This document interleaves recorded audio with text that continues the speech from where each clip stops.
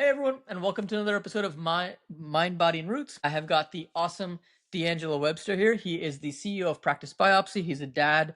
He's a family man. If you haven't heard of him, I don't know where you've been, but you've probably been under a rock. But I've been following his journey for about 10 years now, and I'll let him take it away because he does a lot of different things. So, D'Angelo, thank you for your time.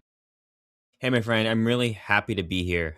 Kind of like I said in the time we had together before this, I really want to follow your curiosity with my time on your program. I want to be an asset to you guys. Nothing's really off limits. Anything you want to talk about, I'm here. My last seminar that I did for Practice Biopsy, I spoke for almost 10 straight hours. So I can definitely hang for the podcast. I'm a full-time practice owner. If you call our hours full-time, almost half the days we work, I go home at noon. I have the distinction of doing a startup practice as a school project. So pretty much right out of school, I went into working in my startup practice. We can go into more details of that. And we were kind of off to the races. Practice Biopsy was very much a journey and evolution in every sense of the way. So something that started as my daily vlog. So I had a Facebook group where I'd say, hey guys, it's my first day seeing patients. This is how it went. Hey guys, it's my second day seeing patients. This is how it went. Has evolved into a continuing education company in which we have provided educational resources to almost 2,000 dentists. We have a live seminar. We have books that have performed well, and we are doing financial accounting, bookkeeping services for dental practices now. We've got training for different parts of the dental team. And it's very much been an evolution and a passion project of mine. I'm not someone who, despite doing this stuff, wants to get out of dentistry. I know that's a really common thing with people who maybe do some extracurriculars, but my goal is to practice dentistry clinically as long as I can. I know that's one of the questions you asked me in the pre-talk too. Am I still practicing? I will practice till I'm 80 years old if my body will hang in there because I really love being a dentist. You can put $100 Amen. million in my bank account today and I'll be at work on Monday doing MODs. Honestly, man, I love that because you don't hear that very often. I've interviewed a lot of people, and I mean, I peruse Facebook pretty often, but I feel like everyone just wants to get out. But I kind of agree with you. Like, I actually enjoy the education part more than anything else.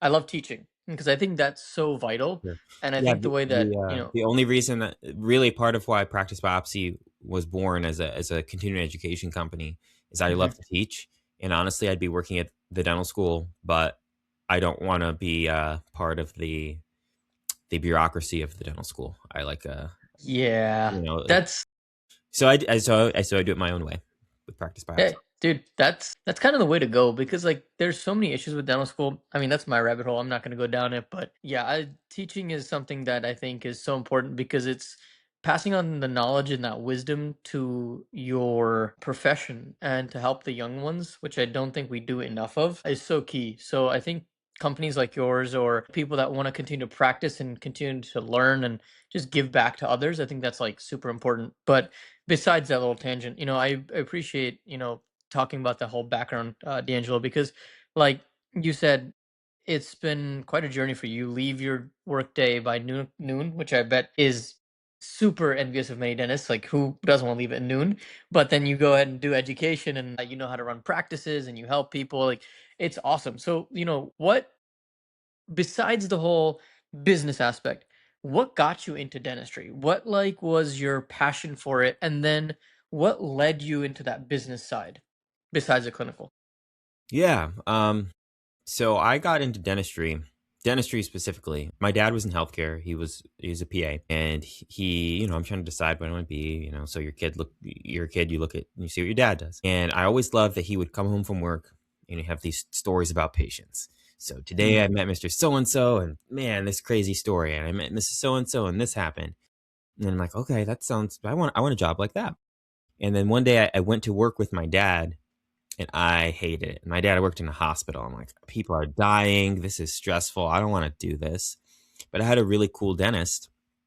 And I'm like, hey, I get to do patient care, but I get more independence. I'm not in a big stressful environment. I don't have to be in a hospital. And I've always just been like a really, since I was a kid, a really independent minded kid. Always had a little bit of a personality that liked to do projects, come up with an idea for a project and execute it. And to me, that's what running a business is. So I knew that in a hospital dynamic, you can't do that. But in dentistry, you can. So I said, I get to have patient care. I don't have to be in a hospital. And my career basically gets to be a slew of projects. And that led me to dentistry. Very cool. So you went from seeing what your dad did as a PA and was like, "Nah, I don't want to do that." And then you found dentistry. That's awesome. It's kind of similar to how I ended up in dentistry.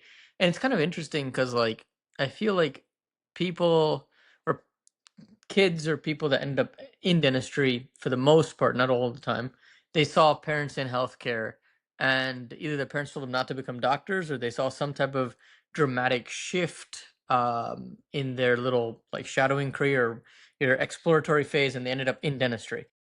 Or I've also seen the other hand where parents were dentists or grandparents were dentists, and it's like a generational thing. Yeah. But it's very interesting to kind of like ask how people ended up there because it's just an overall, it's a different kind of field. Like, in medicine, you don't have the business ownership aspect anymore. Like you said, a lot of, businesses are run by like healthcare executives and now PEs, and there's a whole conversation. But dentistry is still the one place where individuals such as yourself, myself, we can have small businesses and even if we want to expand into multiple practices. But so D'Angelo, like if there is one piece of advice you could go back in time and tell yourself, what would it be in terms of dentistry? What would you change about your journey so far? I usually give the same answer for this, and it is something on the business side in dentistry, and that was doing being a new practice owner. And at this point, I've worked with over 300 dentists who have transitioned into ownership, whether a startup or an Hmm. acquisition. And this always comes up, and it always is recurringly the same thing for a new practice owner. So it is very unlikely that if you start a practice or Hmm. acquire a practice and you're building a team, that you're going to make the perfect right choice of your team the first attempt. So my advice to go back in a time machine with me or to new owners, new startup owners, is to continue to run ads and build a pipeline to staff your practice as you grow. Because you can think you have the perfect team, and then someone turns out to not be so good, or someone moves and it just doesn't work out for some reason. And now you're scrambling, trying to rebuild your team. I always often tell the story of I was very systematic, very, very well planned. I wanted to do everything perfect when I did my dental startup, which, as I told you, I did as a school project. But when I did my startup, I had everything planned out to a T. I interviewed tons of people. I wanted the perfect team to start my office. So I interview, multiple rounds, tour to make sure I had the right people. I wanted to start off with 2 team members, one at the front and one clinical assistant. So I finally decided these are going to be the 2 and hired them. I did training, did onboarding. And the week before we opened, took them out to a restaurant, like waterfront restaurant, the weekend before. And we had a team meeting, like things are going to go great this week. Looking forward to it. Like, yeah, Dr. Webster, we're ready. Yeah, team, we're ready. And they ate a bunch of food and took leftovers. And the first day we're open comes up, and my front office staff who was with me, she walks in the door. She's still with me today, all these years later. And then my assistant never walked in. I never saw her again. I never heard from her again. She never texted, never called. She was just gone. And I had a schedule full of patients. And now I had no assistant that I had spent all this time to pick the perfect one. But if I had continued to plan ahead, I would have been more prepared, or you never know what's going to happen. So I always say to new owners, when you are doing a startup, it's very unlikely that you pick the perfect people your first attempt. And if you do, you get really lucky. In my experience navigating many doctors through the process of acquisitions is that typically within the first 12 to 18 months, all of the original team is gone. So you need to find new people. And it's just part of the journey. Now, why 12 to 18 months? Is there a reason for that or? It's just what I've noticed. Well, usually within 12 to 18 months, everybody is gone. Usually, if I hypothesize on this, I would say that if we think about who is selling a practice, the person selling a practice typically is probably older, maybe in their 60s. That generation of dentists is usually men, usually older Caucasian men. That's just the demographic of the older group because that used to be the majority of dentists. So the person who is selling is an older man who operates in a certain way, certain energy. They've been doing things a very long time. And then someone new comes in. They're younger, maybe they're female, maybe they have a different background, Maybe the background is very similar, but they're 30 years younger. It's a different energy. It's a different person. It's a different style of leadership. It's a different style of dentistry. And that team of 6 or 7 or 10 people who were there, that team worked for someone who was 65 years old and worked a certain way. So the odds that that same exact team is going to work for a 29-year-old or a 31-year-old that works very differently and has a different personality, grew up a different way, different background, it's very unlikely that it's going to be a perfect match. So either the new owner gets irritated with the new staff because there's too much change too fast, or the new owner wants them to stay, but they don't like the new owner and they quit, and it just ends up 12 to 18 months. Usually, everybody's gone, even with the best of Very them. interesting. Yeah, I've What if, I've I've almost never seen a practice where that did not apply. huh? I was gonna ask you, what if the person ended up really liking them and they ended up staying? So I was just curious if you ever seen that, but I guess not. Okay, very Almost interesting. never. That actually Sometimes makes a lot sometimes of you'll get like sense. one staff member that like sticks through the whole transition, but usually 12 to 18 months, everyone's gone. Everyone's gone. Sometimes you get one that sticks around. Makes sense. Fair. So, what makes a successful acquisition or startup? Like, is it the dentist? Is it the leadership? Is it the systems in place? Because were talking about systems and how, like, even you had everything perfected, that the system never showed up. What have you seen as a successful practice owner or acquisition versus someone that isn't as successful? So all those things you mentioned are important. Startup and acquisition, different things matter. So it's very Okay. much two different questions. So we can start with acquisition. With acquisition, you want to have a smooth transition. Now, Hmm. in the big picture, it doesn't matter so much because bumpy transition, smooth transition, 15 years from now, it's like a 6 month period. But we all like to start strong. So we want a smooth transition. If you're in network, you want to smoothly credential with PPOs. That's a really big bumpy spot for many new owners. They buy the practice and realize they aren't credentialed with any insurances, and they have a schedule full of patients who think that you're in network and you're not for a while if that transition's not smooth. We also want a smooth transition, hopefully with the staff, as we just talked about. Now, it can be smooth even if they don't stay around for 10 years, 5 years, 3 years. And you want a smooth transition of the legacy of the selling doctor. So, what does that mean? So, you don't want to just have a new face in there with no context. Like the old person's gone, here I am. You want a smooth transition. So, it can be something as simple as something really effective is you get a nice photo with the selling doctor and you. And you're shaking hands, he's putting the keys in your hands, you're looking like best friends. And you take that photo and you put it on your website, or you take that photo and you run it as an online ad and you write a letter with it. After looking long and hard, I realized that there's no one I trust my patients more with than new doctor, and I fully trust him with your care. And there's a picture of him putting the keys in your hand. You run it as a promotion. You put it on the website. You print it out on a stock cardstock, and you put it in a frame in the lobby with the essay. So when they walk in, you get the social proof of their dentist that they like shaking hands with you, looking like friends, and saying they trust you. So you get that transference of trust and that transference of social proof if you can visibly display or somehow display that the dentist that they trust and likes you. So you want to transition that legacy smoothly. Another thing that is an important variable for an acquisition. Oftentimes, when we think about if a practice is a fair price, how much should we pay for this? Is this a good practice to buy? The value of an acquisition and like where you make your money as an owner in an acquisition comes down to the revenue delta that you are able to create, because that's where you're going to get your profit from. Okay.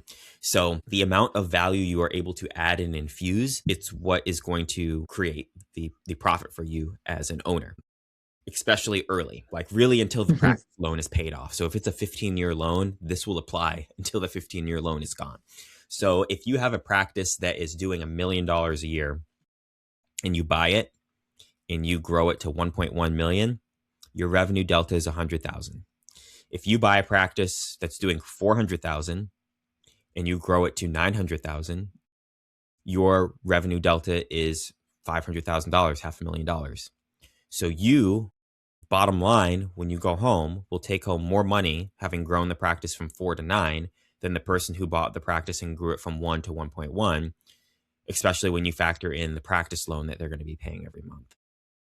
Hmm. So you want to find a practice that you can add value. If you can't add value, whether it's better marketing, better branding, better website, you do ortho, you do endo, you do implants, and the seller didn't. That's what you need to look for. If you cannot add something of value that the seller wasn't doing, it'll be hard to grow the practice and you won't have that revenue delta. And that means it's not going to be a very lucrative acquisition for you. So if you want it to be a lucrative acquisition, you have to see how much of a revenue delta can I create by adding myself to the equation. Um, and watch out if you can't do everything. Like if the seller was doing sleep dentistry and you don't do sleep dentistry, well, that might be $200,000 that doesn't come in now. Or if they were on Delta Premier and you're going to be Delta PPO because of your graduation date and they don't grandfather you into the fee schedule, that might be a negative revenue delta for you. So it could be a bad acquisition. So that's what you look at for an acquisition. For a startup, what makes a successful startup is really you want to get off the ground, which means that you need to manage your fixed costs early. That's very important for a startup because you could have big dreams and big plans, but if you crash and burn in the beginning, your rocket never gets to space, you know? And a lot of that comes down to managing the fixed costs, which is going to be the size of your loan and your rent or your mortgage. So those have to be managed very well. I have seen people who honestly they probably would have done great, but they just couldn't get off the ground initially. So the average startup the doctor doesn't actually take a salary or a profit for the first 1 to 1.5 years, which means they are living off their savings or living off a spouse for the first year to year and a half on Hmm. average. That wasn't the case for me. That's typically not the case for the doctors that I work with. The goal is to turn a profit from the first month, but that is not the norm with a startup. Usually, Hmm. the way the systems are set up, the way the loan is, the way the rent is, the lack of proper effective marketing in the demographic before opening does not yield a profitable environment for sometimes a year or more. Very interesting. It's two very different things. One is delta, like the delta, the growth delta, like you were Yeah. saying, for acquisition, and the Yes. other, it's literally just overhead control. That's really what it is. It's two completely different things. And if you don't understand that, you could go down a really rocky path real Yeah. quickly. Yeah. If you're doing this, so we talk about infusing, like, well, the seller couldn't do ortho or implants or endo, but I do. And we have 3,000 patients in the office. So I start offering the service and we instantly have a revenue delta. Well, you could be doing a startup and you can do, Invisalign and ortho and implants and endo, but you have zero patients. So it doesn't matter. Very cool. Now, how does marketing play a role in both types? Like, what is like in this day and age, what is effective for both? Because you have got the old school mailers, which we all know is kind of useless. It's pretty, But do you use social media? Do you go out and, talk to local businesses and like grow it that way? Like, what have you seen as growth? Like, is it SEO, website? Like, kind of walk me through both yeah. for both. I'll walk you through kind of a bird's eye view. So the thing that's most effective still is the most effective for me social media marketing. I used to teach a live seminar on how to get new patients with Facebook marketing. That seminar is you can buy the recording now. I don't teach it live anymore. I did it many times. But social media marketing works great. SEO marketing is kind of going the way of mailers. You're not getting much out of it. People are on social media. They're on Facebook. They're on Instagram. They're on TikTok. You have to know where your target audience lives. So, who is your ideal patient?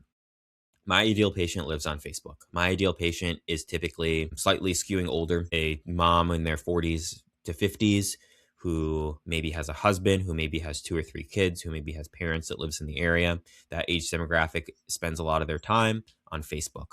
Younger demographic skews on Instagram, even younger skews on TikTok. Now there are people from every demographic on all those platforms, but they're skewing. So I know where my target audience is on Facebook. Maybe your target audience is on Instagram. Maybe someone else's target audience is on TikTok. So you have to kind of cultivate your branding and marketing to where your prototype ideal patient avatar lives, which most dentists don't even think who their prototype ideal avatar patient is. So they don't know where they're at. They just do the pay and pray marketing. Pay and pray marketing is you pay a marketing company and you just pray that it works. And it usually doesn't. Makes sense. Yeah, but so I did all sorts of marketing when I opened my startup. I studied marketing a lot in school because it was somewhere where I could put my time because I couldn't be a dentist yet because I was in school, but I knew that I could help myself get a leg up by really understanding marketing and branding philosophy. So I put a lot of energy into what makes a good brand, what makes a good logo, what does brand mean versus marketing. And I did everything in the early days. So I did social media, everything except mailers. Those were too expensive. I got a quote for mailers. It was like 40 grand. And like, I'm a student. I don't have any money. So I Jeez. didn't do mailers, but I did social media marketing, very effective. I did a lot of handshaking events. I'd go to volunteer events, community service events in the community. I would do stuff like coffee with the cops. So I'd like meet up with the police officers and chat with local people and take a picture, run it as an ad. I would go door to door. So when I opened for like 6 weeks in a row, every Sunday I would go to neighborhoods, like just residential neighborhoods, and I would get goodie bags with hot chocolate because it's like the fall season in Michigan. It's kind of cold. So get a goodie bag with a hot chocolate packet and a toothbrush and a brochure. And I would knock on the door and say, "Hi, I'm Dr. Webster. I'm the new dentist downtown. And I just want to introduce myself. And if you ever need a dentist, you or anyone in your friends or family group, I will take good care of you. Here's a hot chocolate. Enjoy. Have a nice day." And I did that for several hours every Sunday for 6 or 7 weeks. And I probably several hundred doors, and that got me known by several hundred people. And then I had a sophisticated online marketing strategy. I had a sophisticated social media marketing strategy that I utilized Very cool. Wow.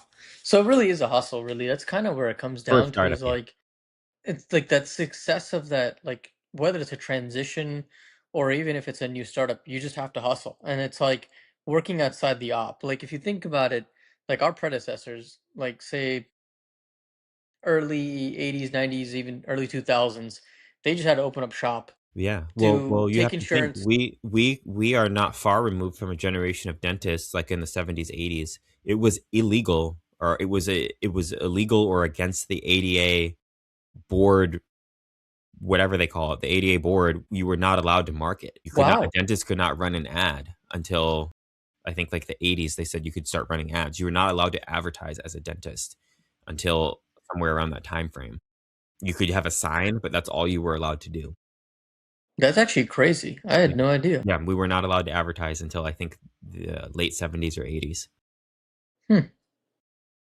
That's You just had to put up a interesting. sign and word of mouth That's yeah, and so it's like give a good numbing and and just and hope hope for the that like best. people talk about you. Yeah. Yeah, That's yeah, and now that's it's like kind if of you don't interesting. do it, no one will know you're there. Yeah, that's actually very interesting you brought that up. I mean, it's just things have changed so much. Like I've spoken to a lot of practice owners and young associates and partner people that partnered up, and I'm just like it's just so different nowadays. I feel like the advice out there that I've seen on Facebook in particular, because that's where I feel like a lot of dentists sit for reasons unknown. I'm not too sure why. It just seems like a lot of the that advice is outdated. Yeah.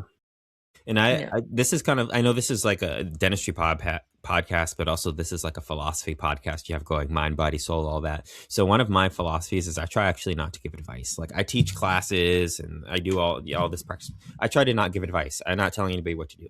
I'm telling people what I have personally done that worked and what I learned from it and what I have seen other people do that worked. And you can take that with your own mental database and make a decision for yourself. But I never tell anybody what to do. I have that same philosophy with patient care. I never tell a patient what they need or what they should do. I'll never say you need to do this or you should do this. I always inform my patients the pros and cons and I give them viable options and then I ask them what they want to do. I never decide. Like even this is a really common one. So sometimes a dentist will post a case on Facebook and say, I don't know if this is restorable or not. What would you do to their colleagues, right? Like, we see them like, I don't know if this Yeah, tooth is we quite see it. restorable. What would you do? I don't ever ask that. I tell the patient, I don't know if this is restorable or not. What would you like me to do? This is what I could do. And these are the pros and cons. And then I don't decide. I let them decide. So okay, I haven't heard that before, so I'm actually kind of want to pick your brain about it. So say a new patient walks in, there's like some implants you could do, some crowns. Yeah. Say I'm that new patient. Yeah. What would you say? Like, how would you present it? I'm just kind of curious. That's kind of tough. Like some implants, some crowns. It'd be case by case. So I would start with trying to get to know them, honestly. Hmm.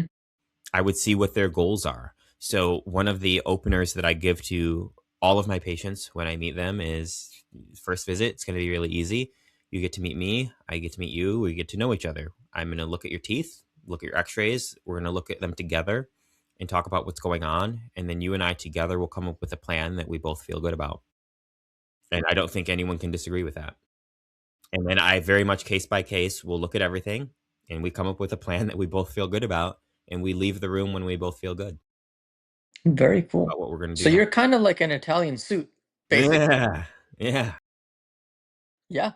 I mean, Yeah. you tailor it, like you Yeah. make a personal experience and Yep. then you just kind of let them decide. And because, like, it's like you go for a proper suit fitting, like you go in Europe, for example, or even in here, Jose Bank, for example. I'm not sure. I'll just give an example, but you go, you tell them, hey, this is what I'm looking for. They give suggestions, and then you kind of work out on like a treatment plan. Same Yeah. concept, essentially. Yeah. And like Very cool. you could say like, oh, this patient needs implants. Hmm. They don't. They don't even need teeth.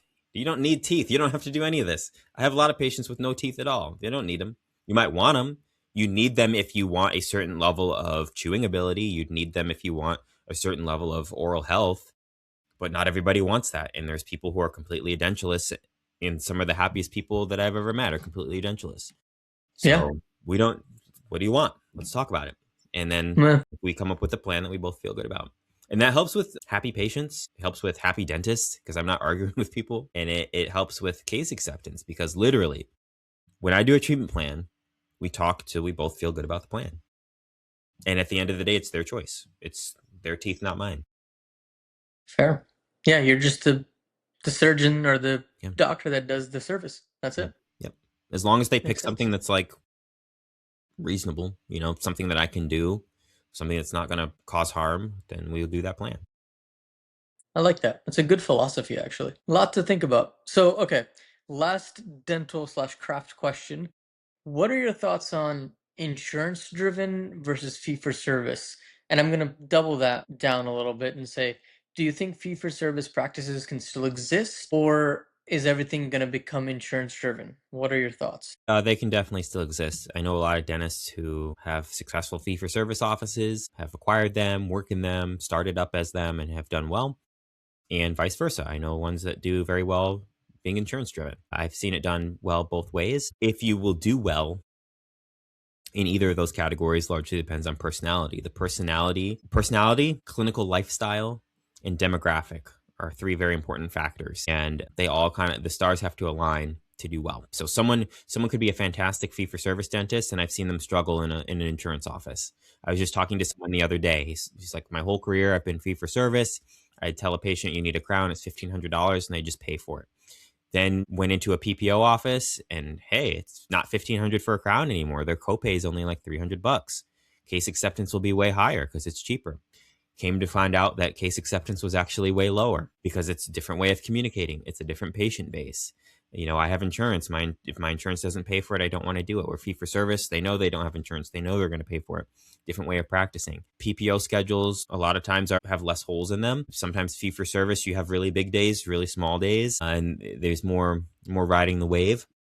But you can definitely do well both ways. And it again comes down to your demographic, clinical lifestyle, and personal philosophy of what you want to offer to the community, how you want to live as a professional, how you want to work as a professional, and the disposable assets that your patients have available. Hmm.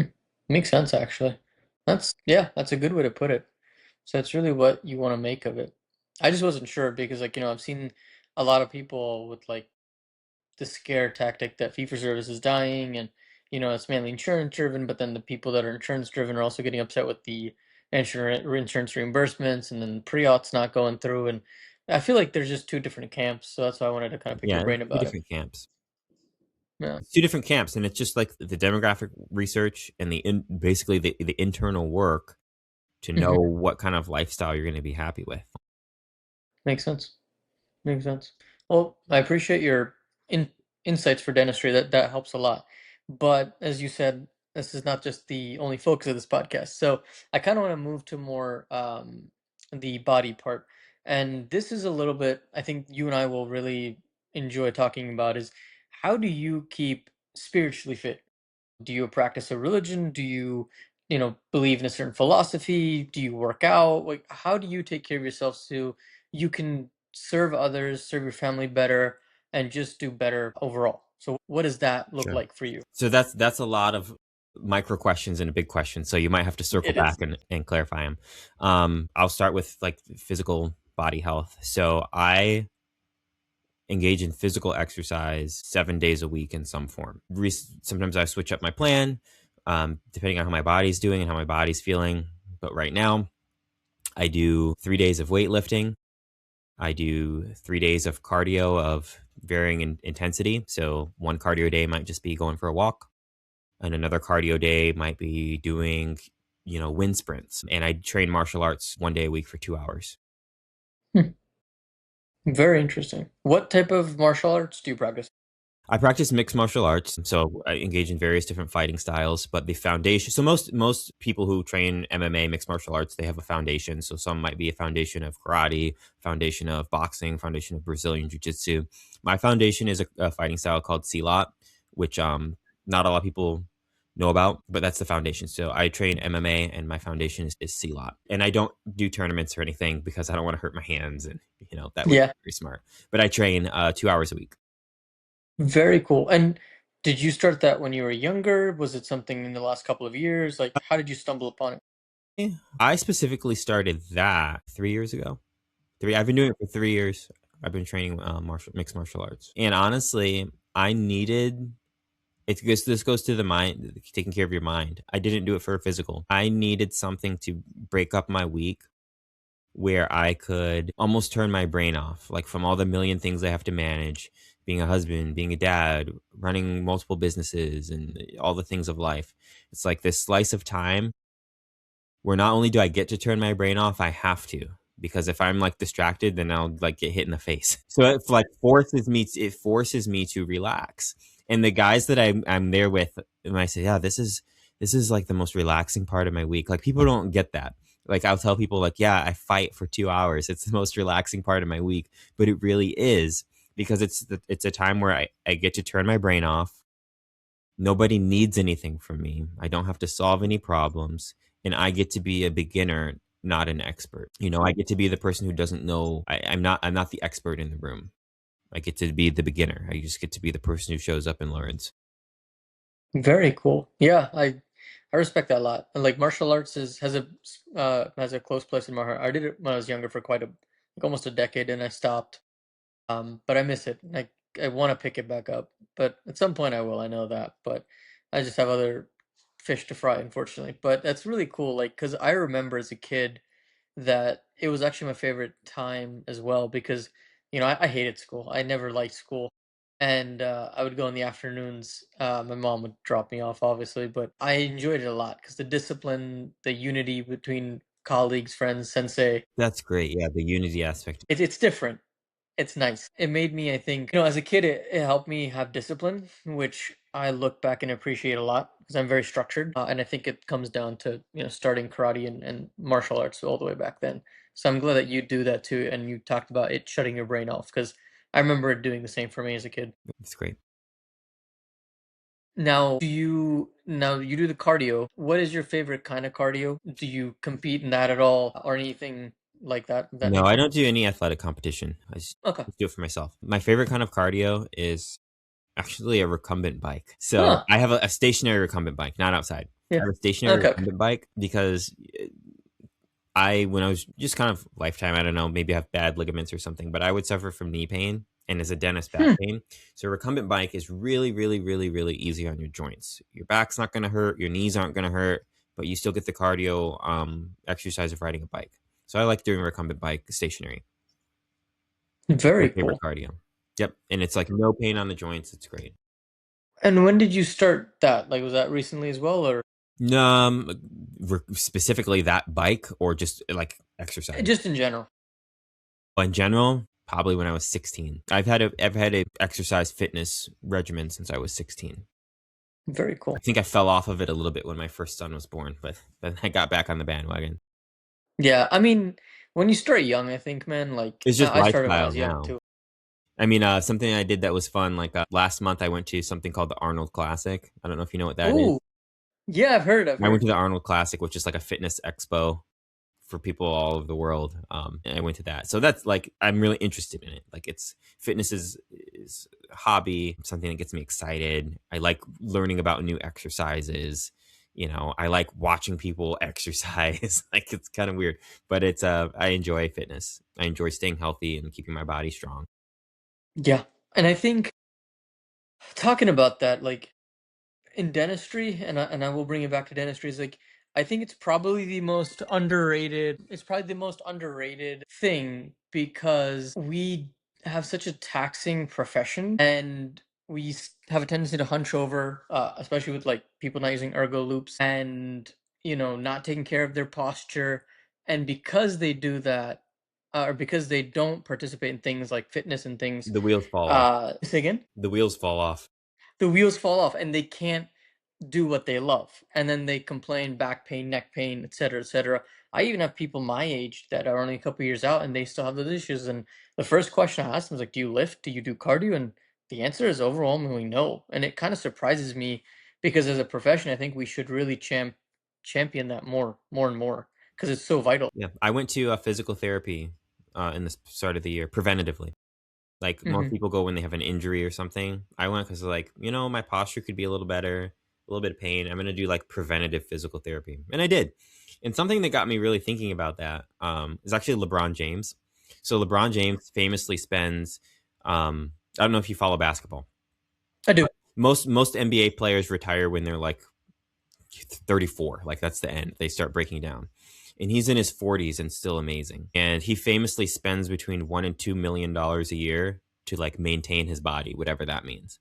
And I'm like, all right, I'm not LeBron James. I'm not going to spend $1 to $2 million a year to maintain my body, but I probably shouldn't spend zero. Like I should probably do something.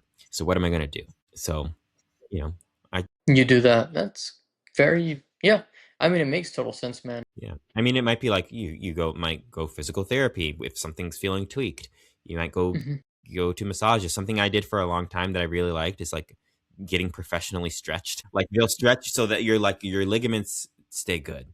Like Yeah. professionally stretch you. I did that, I invested in doing that. And again, healthy diet, invest in healthy food. I have a home gym that I built so that I can take care of my body and I don't have to commute to the gym when I'm tired after a long day. I just have to commute to my basement, and we can do it that way. I Definitely love that. investing in the body so that the wheels don't fall off.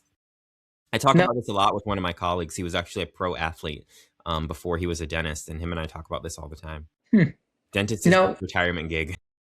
I love that. Now, why do you think we don't talk about all this as a profession? Like, why do you think that it's just not talked about? Like, out of curiosity.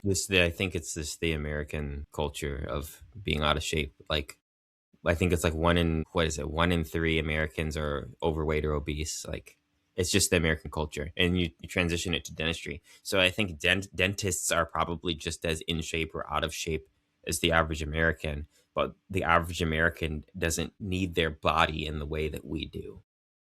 Hmm, So we feel it that makes more, and sense. then you hear our colleagues complain about it. Fair enough. Now, spirituality wise, I'm gonna go into the body. What makes D'Angelo run?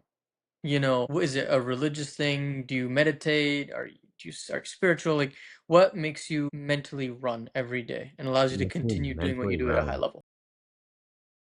I do meditate. I do Hmm. journal. I don't meditate every day. Hmm. I journal. I try to be self-reflective. I try to live with gratitude. And I'm big on like affirmations and self-reflecting, like what's important to me and why. And I think about that a lot. I think about it all the time. I read and live by a lot of principles of stoicism.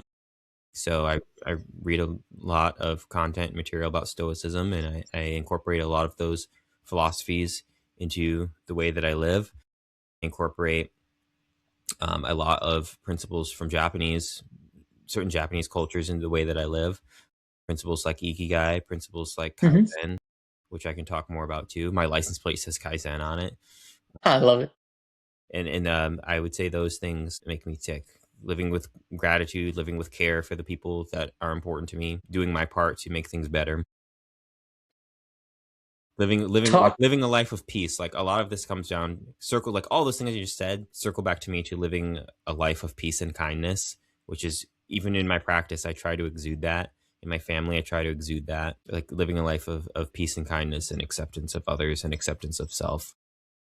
I like that. Now, Tell me a little bit more about Ikigai and Kaizen. Sure. I've read about it, but just for like Sure. people in general, like what drew you towards that Japanese philosophy and what in Yeah. particular? Yeah, so what drew me to Japanese philosophy was actually my best friend. So my best friend from childhood, who we became friends when we were 8, we're still best friends now, almost 30 years later. And I don't think in 30 years we've ever gone more than a week without talking to each other. And he actually grew up in Japan. So I would spend time over his house, and there was always Japanese stuff.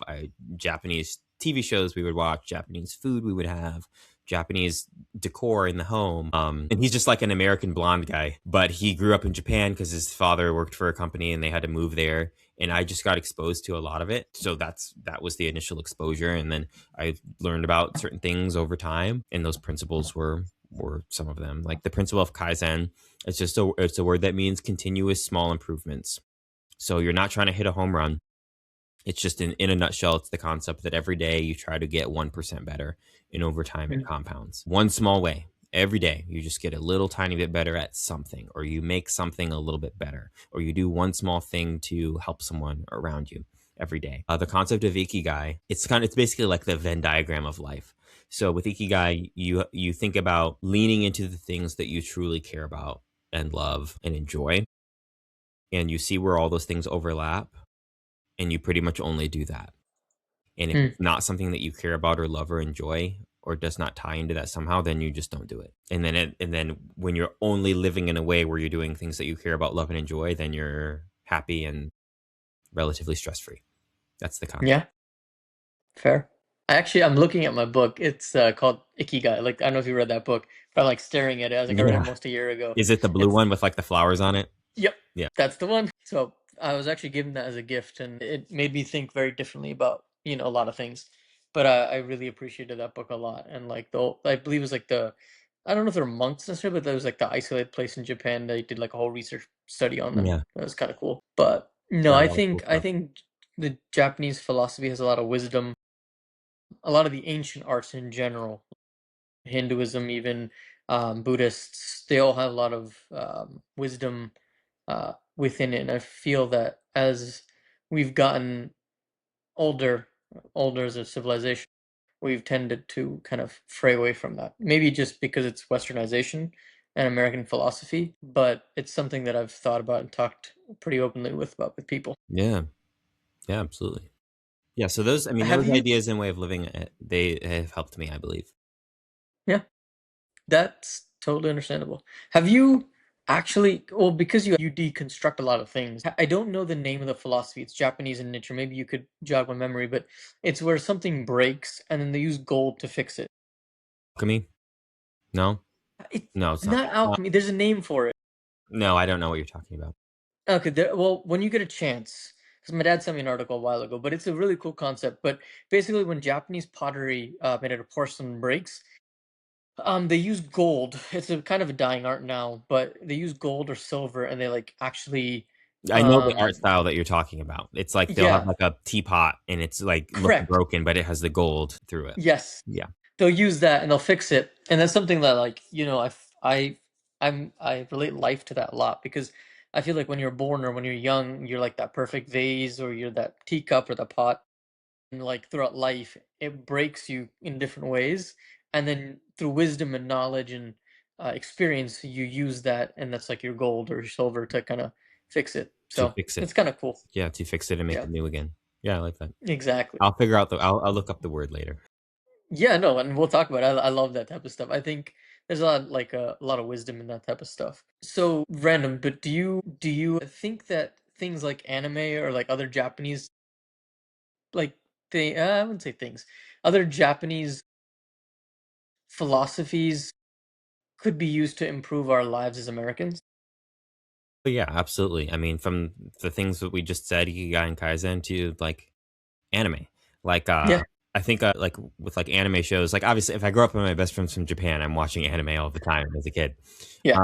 Like if you compare that to like the American cartoons, it's very Hmm. different. Like American cartoon is like SpongeBob or Adventure Time or Bugs Bunny, but Japanese anime, it's almost just like a medium for a lesson a lot of the time. Like almost all Hmm. anime has very layered life lessons, whether it's courage or self improvement or, what does love mean? What does friendship mean? And it's always really layered and baked into it. And it's just a coincidence that it's a cartoon. A lot of it could just be film. It just happens to not be because that's not the art medium. But I think that broadly, a lot of that art form can be very transformative and helpful in a good way. I'm a Yeah. big fan. I'm a big fan. Like, some of my friends actually make fun of me, like my more No, Americanized dude, friends. talk to me all the time. I'll be your guy. I'll be your anime Yeah, friend. dude, I'll 100%. be your They're anime like, friend. "Man, you're like a 30-year-old guy. Like, why you watch this cartoon?" I'm like, "Listen, it's They're not a not cartoon. It's cartoons. a lesson. They're not You guys just cartoons. missed the point." Yeah, yeah. I could talk to you. I mean, I don't know if our audience wants to hear too much about us nerd out about this, but I can go into that with you. Yeah, dude, I'm 100% down for that. That's like one of my favorite things to talk about. But besides that, D'Angelo, so kind of tell me about what it was like growing up. Like, where did you grow up, and kind of talk about that. Like, what shaped you into who you are today? I had a very happy childhood. Hmm. I grew up in Michigan, which is where I am now.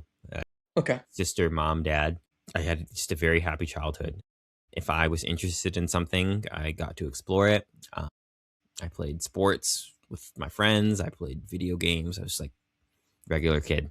I performed very well academically, and I was just able to have fun. It's a great childhood, and it was one that made me feel like if I wanted to do something, I could. So, like, I Hmm. decided when I was 12 I was going to be a dentist, and then I just did, and I set other career goals and life goals and financial goals, and I just believed I could do them because things were going well, and we kind of kept the path. I didn't come from like a wealthy family. I've never had a business owner in my family before. I never had a doctor in my family before. I was a first generation traditional college student. My dad did go to college, but took a very non traditional route. So, first generation doctor of any kind, first generation business owner, and first generation traditional college student. But I had a great childhood. Would you say there was anything you would change about your childhood? Is No, there just one experience or one thing you just no, no? no. I had great parenting, had a great childhood.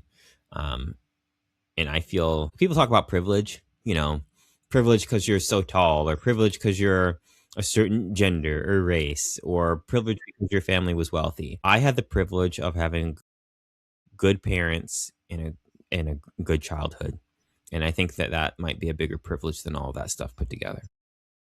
Hmm. Makes sense, actually. What would you say was the toughest part of growing up for you? Is there anything that was like a real struggle that shaped you today? Perhaps the lack of willingness for other people to be helpful Mhm. and to like lack of a better way to say it, to be helpful and to kind of stick to what they said they would do. That kind of made me a little jaded in some ways on certain Mhm.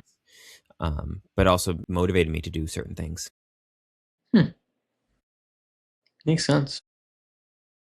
If you could change something about the world, I'm assuming it has to do with helpfulness, but if there's one thing you would change, what would it be and why? People, I would change. People understood how much more responsible we all are for the world we live in than it seems. Hmm. There's certain like maybe like bad environments or bad things happening in the world. Like, it's not bad things happening in the world. It's the people involved that are making these choices that are making things bad. You know, like if people are in, like you can say something very broad, like war. Like, there's war going on right now. Okay, people die. Correct. It's bad for the economy. It's, you see a school get blown up. And you're like, this is a tragedy. And like, but at some base level, people are just choosing to fight. They're resorting to like a baseline of violence when really, though it's not that easy, but really, if the opposing parties could just say, hey, let's not hurt each other, let's be nice and work this out, then a lot of these bad things in the world wouldn't have to happen. So I would change that. And That that's makes on big sense. levels and small levels. Yeah. I tell people around me, and like sometimes I even tell my staff, like, even if you're driving in your car, like if when you're driving in your car and you're on the street, you have the opportunity every day to be the person who cuts somebody off or to be the person who lets somebody in traffic in front of you. Yeah. You know, It's a choice. we all get to choose that. So that's, I mean, something that we even do in our practice. So I've got one right now, actually. So we have these little bracelets that we give away sometimes, and we have like a card with them. So it says, make someone smile, and like a tooth. Yeah. Okay, that's like a dentistry thing, right? But when we give these, sometimes we print off these little cards that go with them, and it has like a note that says something to the effect of, every day that we're out in the world, we are given the opportunity to be kind to others or not to be kind to them. And we all have the choice to make the space better around us, and we encourage everyone to do so. There are people, or I'll just say naysayers, that have said, I'm just gonna keep it very generic, but they've said that they were nice for their entire lives and something changed and they became very jaded and now they're just kind of grunchy Scrooges. Why do you think that happens to people? And why do you think that those people go down that route? Probably because they get hurt, probably because it hurt them and they did not see a way out of that pain. So they retreat inward so they're not hurt again. And some people retreat inward so they're not hurt again because they just don't like being hurt, or they don't see a strategy to cope with it, and avoiding or becoming jaded or becoming a grouch and not engaging um, is a way to cope with that, to not be hurt again. Hmm, There's many ways to fair. manage it. That's one way, and it typically works very well. Makes sense. I was curious about what you thought because Yeah. I've just seen, like, even in our own profession, like, there's There's many some jaded really kind dentists. and yeah, a lot of jaded people. There's some very kind people. But I see a lot more jadedness and, like, people just being nasty to each other. I'm just like, "Why? Like, why do we eat our young? We And, do. like, why are we just It's mean to each terrible. other? Why don't we just have open discussions and open conversations?" Like, Paul, he always says, like, there's job opportunities like 300K, 400K, and there's, like, dentists out there, like, making 200, like, even owners, and like, "Oh, these associates are lying, blah, blah, blah." And I'm like, "No, they're not." What about why not just being open to their like helping them or like discussing with them how they're getting there, you know? Just the open-mindedness is basically what I'm saying. Yeah, I mean, there's not a lot of transference of knowledge in our profession, like collegiality. Mhm. There is a It's like every generation. Like if you look back, like year after year after year, the dentists are complaining about the same thing, and they're Mhm. complaining about the same thing not because it hasn't been solved, but it's because people who have solved it are not going back and say, "Hey, this is what you do so that you don't deal with this problem that I dealt with." They just like Mhm. solve it for themselves, and then to the next generation, it's up to them to figure it out for themselves. There's a book called The Winner Effect. It's really good. It talks about this concept of, a lot of times, people who have attained a certain level of success, and they actually see it like a lot of times like a successful parent, and then the kid is not successful. We can see the same pattern, like someone successful in a profession, but then like the younger ones under us are struggling. It's Mhm. because the knowledge transference doesn't happen, and it's called hiding the ladder. So instead of showing like the ladder and the steps that somebody took to overcome something, they hide the ladder and they say, "Hey, I'm here. I'm doing good. I'm at the top. Best of luck to you." Or they'll like feign ignorance, like, "Oh, I don't know." It's like so and so, like, how do you run your practice and have it go well? I don't know. My accountant does that. I really don't know. Like they know, they just don't want to talk to you. You know, Yeah. or giving just enough critique to not be helpful. Like if someone posts a case online in a Facebook group, someone will chime in like, I would never let my patients walk out the door with a crown looking like that. Well, you critiqued it, but you didn't give any advice. What would you do? And they don't do that part, and that's what hiding the ladder is. And I write about that concept a bit in my book, which is actually right there. It's called "You Don't Know What You Don't Know." It's free for the digital version for anyone who wants it. Practicebiopsy.com. The digital version is 100% free. If you want a hard copy, it's on Amazon for a few bucks. Fair. Yeah, I think I see that a lot. Like there's some people that are like, "Oh, there's an overhang here, like that's not a perfectly seated crown." And it kind of like and I see all the critique and I'm like, "But you weren't there." Like what if the patient was really hard to deal with? Maybe like they couldn't open like there's just so many like question marks that's like things that you don't consider.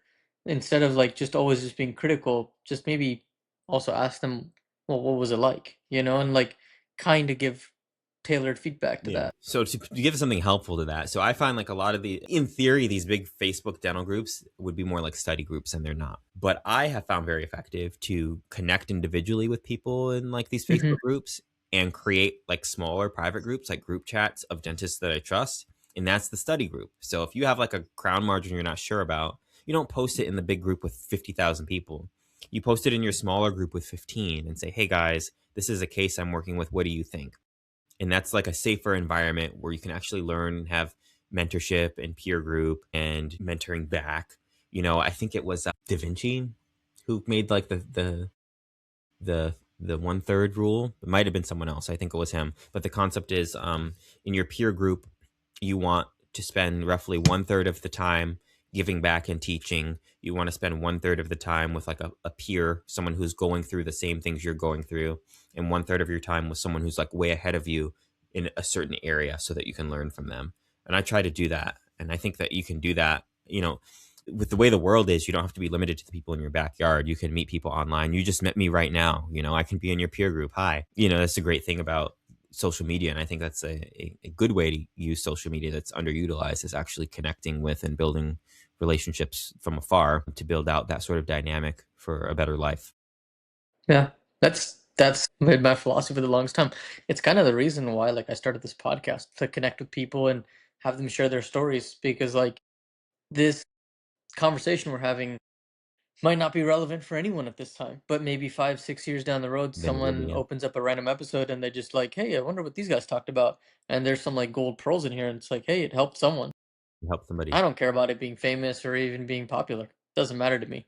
For me, it's like, well, if I can help one person get one piece of advice from any of my episodes, I will have considered it a success. That's just my And you thought. get to meet people. You get to meet people that, have something worth talking about. Exactly. Absolutely. So we're kind of getting towards the end of the podcast episode, but a couple more final questions. So this is more my, I wouldn't say like thought provoking, but it can be for some people. What is your legacy, D'Angelo? What do you want to be remembered for? I honestly don't care if I'm remembered other than by my kids. And I want them to remember that I was a good dad. And I don't care if Fair. anybody else remembers me. Very good. Straight and to the point. Yeah. Very nice. Yeah. Okay. Second question. Who is D'Angelo in one word and why? I get this one with a lot of people. Curious? Curious. Yeah, Why? curious. I think everything I do, I'm trying to figure out the next thing. Like, what's the next project I want to do? Or what's this person all about? Or how can I help my kids with this? Or my kid said something to them and they made this facial expression. Why? Or I was spending time with my wife and I want, to make her happy this weekend, but what could I do? I'm always Mhm. curious, uh, just throughout the day. With my patients, I'm meeting a new patient. I wonder why they're here. I wonder how they heard about us. I wonder why they picked me instead of the dentist down the street. I lead every day with curiosity. So I would say in one word, Hmm. I'm just a curious person. Fair. No, that's good. That's actually, I could see that. And my last quick shot question is, what is a final piece of advice you have for the audience? It could be anything. Think about what you want. Most people don't. Think about what you want and why. Like really sit down and like get a piece of paper. What do I want out of life? What do I want my life to look like? What kind of people do I want in my life? Who do I want to be? How do I want, down to little things? How do I want my house to look when I walk inside? How do I want my house to smell like when I walk inside? How do I want to greet my partner when I get home? How do I want to say goodnight to my partner before we go to bed? What type of life do I want my kids to have? And then with each of those things, why? Because you might think you want things a certain way, but when you ask yourself why, maybe you realize you don't, or maybe you realize it's not that important, or it's more important, or you might want a little different. So think about what you want and why, and it can help you have more of that ikigai and more of that kaizen. Very good. Yeah, I like that a lot. That's a good way to. I think this whole like, that whole like last answer really sums you up as a person, and I appreciate that about you. So that's good. I appreciate you too. But that's pretty much it, man. Like it's a pretty laid back podcast, and I just want people to learn something. That's it. Absolutely. Like it's, and I hope that someone in the future does. I had a And so fantastic that's, time. I really enjoy this yeah, type of podcast. Usually it's more of the same question, like how do I lower my overhead? I'm like, okay, did you do this, this, and this? But I enjoy this type of conversation, and yeah, fantastic. I mean, anytime you want me back on, I would love to.